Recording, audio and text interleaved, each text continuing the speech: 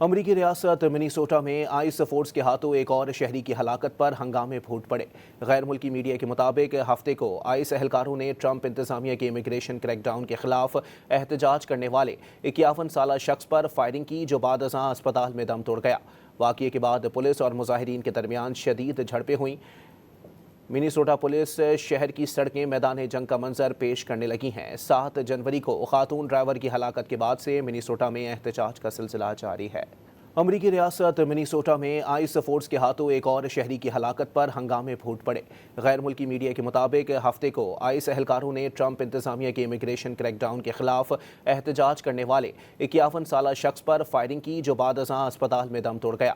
واقعے کے بعد پولیس اور مظاہرین کے درمیان شدید جھڑپیں ہوئیں۔